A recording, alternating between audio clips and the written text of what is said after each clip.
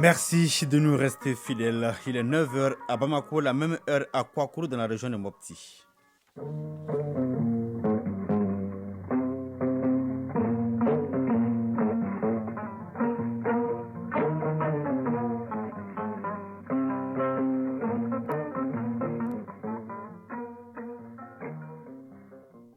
Le journal Mohamed Diarra.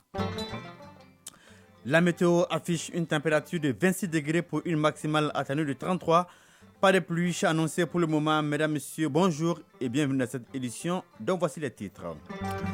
100 000 tonnes de sucre, ce sont les besoins immédiats des Maliens. Le ministre de l'Industrie et du Commerce invite les opérateurs économiques à prendre des mesures urgentes en la matière. Les deux parties se sont rencontrées hier. Une vaste opération contre les ordures. L'entreprise Toguna Agro-Industrie décide d'évacuer le mont Kilimanjaro comme l'appellent les riverains. Le ministre de l'Environnement, de l'Assainissement et du Développement durable a donné hier le coup d'envoi des travaux. C'est donc demain dimanche que les lampions s'éteindront sur la biennale artistique et culturelle à Mopti.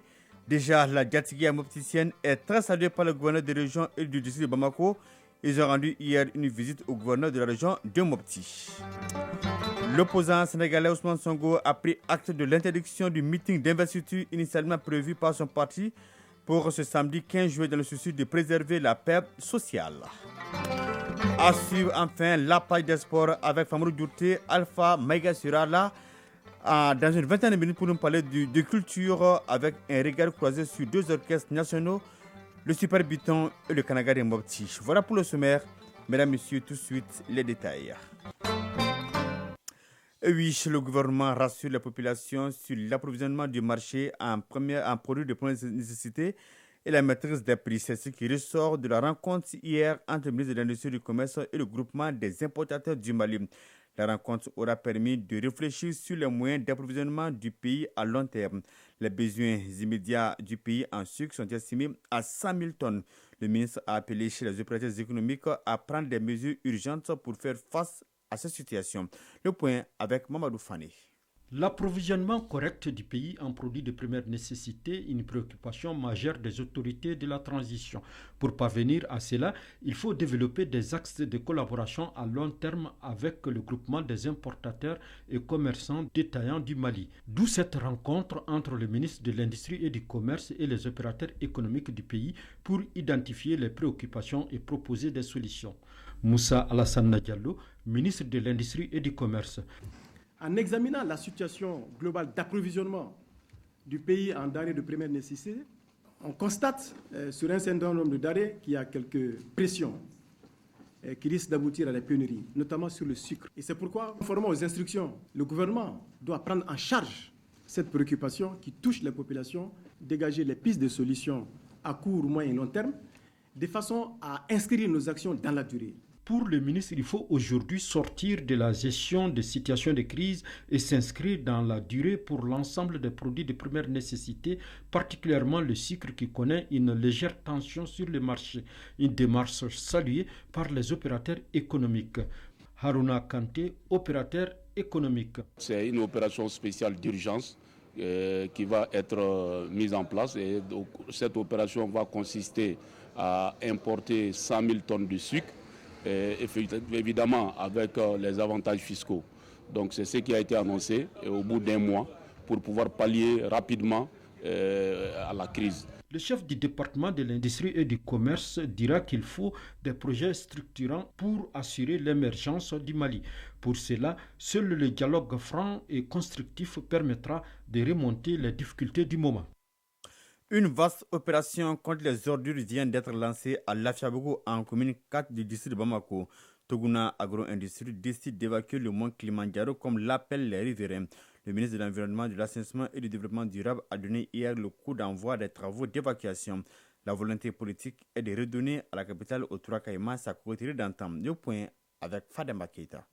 La première bouffée d'ordures versée dans le camion remorque lance les travaux d'évacuation du dépôt de Lafiabougou en communicat du sud de Bamako. Toguna Agro-Industrie, qui s'est chargé volontiers ou sans contrepartie de démolir ce Kilimanjaro puant, en partenariat avec le collectif des familles riveraines, mobilise pour la circonstance une quinzaine de camions remorques et des engins d'assainissement appropriés. Bala Kantra Dambélé, représentant de Toguna Agro-Industrie et du collectif des familles riveraines. Et la pérennisation dépend de la capacité de l'entreprise. On n'en doute pas, même une seconde. On sera accompagné par les riverains pour que ça soit une réussite. Le problème d'ordures dépasse les compétences des collectivités territoriales, avoue le maire de la commune 4. Un maire qui trouve que le problème des dépôts d'ordures n'aurait une solution durable sans industrie de transformation des ordures. Adama Berete, maire de la commune 4. Pour éviter les ordures de se déborder, il faut des unités de transformation. Sans quoi, si on n'a pas des unités de transformation, même si nous créons des dépôts finaux, c'est déplacer le problème, ce n'est pas le résoudre. Mamadou Samake, ministre de l'Environnement, de l'Assainissement et du Développement durable. La problématique de la gestion des déchets solides à Bamako est suivie personnellement par le président de la transition qui a instruit la mise en place d'un comité interministériel. C'est vraiment un élan patriotique que nous saluons et que nous mesurons à sa juste valeur pour que d'autres partenaires puissent emboîter les pas au groupe Toguna pour vraiment soulager les populations de nos différents quartiers qui commencent à poser des problèmes de santé publique au niveau de nos quartiers. La gestion des ordures est collective. Elle exige une synergie d'efforts de tous pour qu'on ait un cadre de vie attrayant. Double cérémonie hier au camp de la garde nationale à Tomikorobougou. Il s'agissait de la remise officielle d'étendards au tout nouveau groupement tactique d'intervention Scorpion couplé à la sortie des élèves garde de la deuxième cohorte du service national des jeunes et des élèves du certificat d'aptitude technique 1 et 2 ajournés. Ces éléments ainsi formés viennent non seulement renforcer les capacités opérationnelles d'une armée qui monte en puissance sur le terrain, mais aussi et surtout concrétiser la vision des autorités de la transition pour notre outil de défense nationale. Le point avec Abdoulaye Sako. Groupement tactique d'intervention Scorpion. Une nouvelle force sur laquelle il faudra désormais compter dans la lutte contre le terrorisme et la sécurisation de notre pays. Fin tacticien, le choix de l'animal Scorpion en dit long sur la particularité du groupement, affirme son commandant après avoir reçu l'étendard des mains du chef d'état-major de la garde nationale. Lieutenant-colonel Elmadi Ag Alassane, commandant du groupement tactique d'intervention Scorpion. L'appellation Scorpion du GTI incarne l'esprit belliqueux et d'agressivité, toujours embusqué et prompt à neutraliser ses ennemis, et ses traits caractéristiques sont l'abnégation et le sacrifice. Scorpion, servir partout. Enfin, pour vous rassurer davantage, vous pouvez retenir ce slogan de la garde, le garde-mère ne se rend jamais. Les autorités militaires savent mieux que quiconque qu'une guerre, notamment asymétrique, se gagne en grande partie avec des hommes bien formés. Cette cérémonie est le couronnement de 15 semaines de sacrifice pour ces 34 éléments dorénavant caporaux et sergents et 7 mois d'efforts pour les 134 élèves gardes de la deuxième cohorte du service national des jeunes. Colonel Famouké Kamara, chef d'état-major de la garde nationale. Cette formation occupe une place centrale dans la vision du commandement à la garde nationale, à savoir une garde nationale plus combative, professionnelle et bienheureuse. Cette vision se traduit également à travers la mise en œuvre de la mission qui est de consolider les acquis et renforcer les capacités axées sur l'homme. Général de division Oumar Diarra, chef d'état-major général des armées. Il faut que nous soyons soudés, la cohésion, l'unité, la solidarité entre les forces, dans une chaîne de commandement unie et unifiée, et garantir une fluidité des ordres entre les niveaux politiques, les niveaux stratégiques, les niveaux opératifs et les niveaux tactiques, couronné par un engagement sans faille. Nous allons continuer à renforcer nos capacités, nous allons continuer à nous entraîner, nous allons continuer à mettre en œuvre toutes les opérations que nous avons planifiées, que ce soit le plan Maliko, que ce soit Kélétigui, que ce soit l'opération Tilékoura, pour que nous répondons aux attentes de nos populations et de nos politiques. Avant le défilé des troupes qui a mis fin à cette cérémonie de sortie, les 3 meilleurs de la formation ont été récompensés. C'est Aminata Cheikh Fofana qui s'est classé major avec 16,81 de moyenne. Biennale artistique et culturelle Mopti 2023. Page spéciale.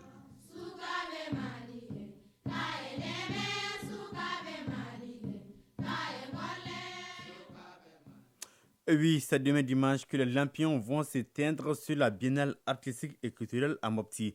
Un rendez-vous de donner et de recevoir qui aura permis de redynamiser la culture malienne dans cette région en proie à une crise sécuritaire qui a fragilisé le tissu social. Pendant une dizaine de jours, Mopti a offert son hospitalité aux participants. En reconnaissance à cela, le gouverneur de région et du district de Bamako ont rendu visite au gouverneur de Mopti pour mettre en exergue un pan important de notre culture, le Djatigia. Le point avec Oumar Meiga. Le Djatigia est une valeur traditionnelle de notre société.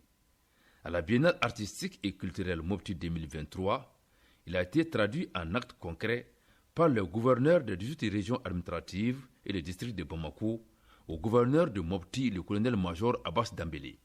Daouda Meiga, doyen des gouverneurs des régions et du district de Bamako. Nous sommes à Mopti pour soutenir nos troupes, mais également pour vous soutenir, monsieur le gouverneur. Je voudrais en notre nom à tous vous remercier et souhaiter que cette biennale soit un tremplin, soit un objectif atteint.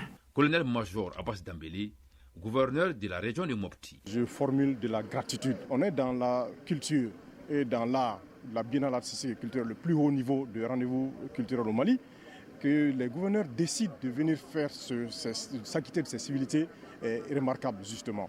Et c'est parce que les traditions et la culture sont indissociables. Facteur de brassage et de communion, le rendez-vous culturel de Mopti a permis aux hôtes du jour de partager les expériences et de jeter un regard sur les défis futurs. Autre lieu, autre réalité. Au camp Amadoun Boukari Bari d'Ibalobo de Sivaré, les gouverneurs des régions ont rendu une visite de courtoisie aux blessés de guerre, général de brigade Keba Sangaré, gouverneur de Bougouni.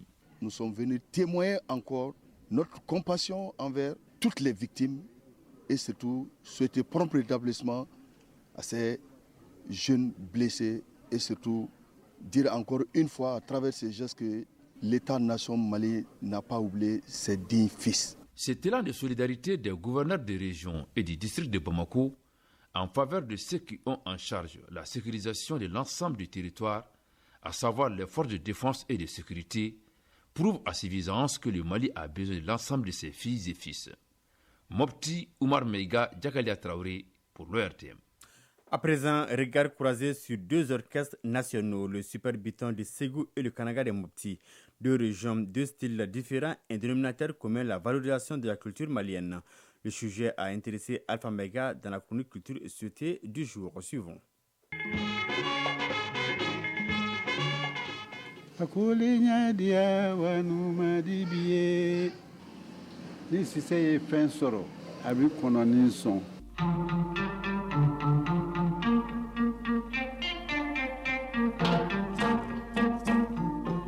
Je suis chef d'orchestre du Super Biton national, en même temps guitare et soliste. Ce sont là quelques figures qui restent encore des orchestres nationaux comme le Kanaga de Mopti et le Super Biton de Ségou. Des formations musicales qui furent un vrai baromètre de la vitalité musicale malienne.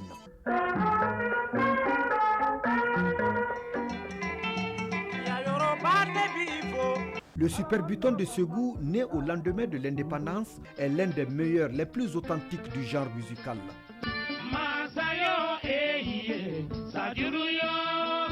Le groupe a tiré un son unique, un équilibre parfait entre tradition et modernité, du fait que Ségou est un carrefour entre les cultures. L'autre orchestre, le Kanaga de Mopti. Le groupe se réfère directement à la tradition Dogon, auquel il emprunte le nom des masques les plus représentatifs. Ses thèmes, ses coutumes, bruns et argentés, et la chorégraphie accompagnant la danse. Mopti, le rassemblement.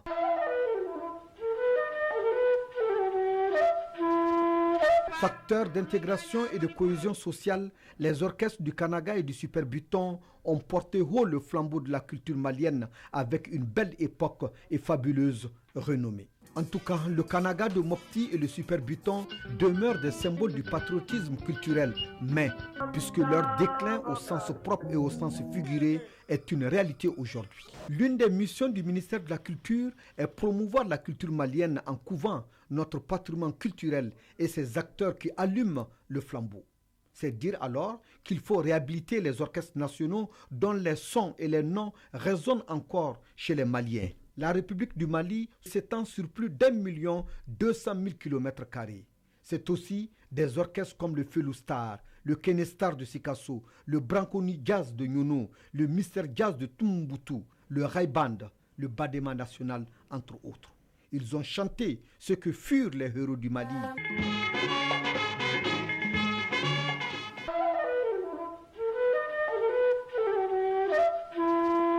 C'était au cours des Semaines nationales de la jeunesse et des biennales artistiques. Biennale artistique et culturelle Mopti 2023. Page spéciale.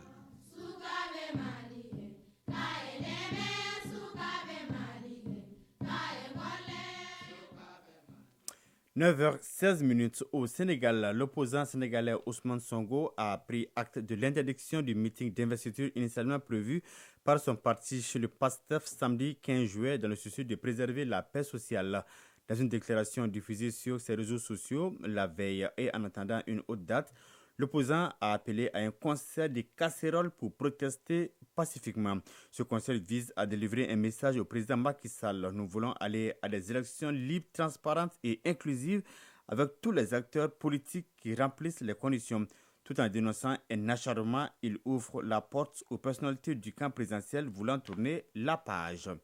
En Tunisie, à l'appel de plusieurs associations, 200 personnes ont entamé une marche hier en soutien aux migrants dans le pays. Cette manifestation intervient 10 jours après la mort d'un Tunisien dans une altercation avec des migrants. Plusieurs jours de violence ont suivi dans la ville de Sfax, à l'est du pays, et de nombreux migrants ont été chassés de chez eux.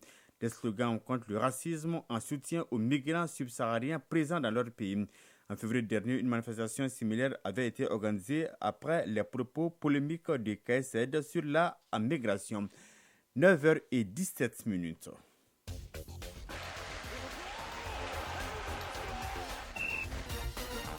Oui, nous parlons essentiellement basketball. Les filles et garçons du Mali ont bien démarré dans l'afro-basket qui se déroule en Tunisie.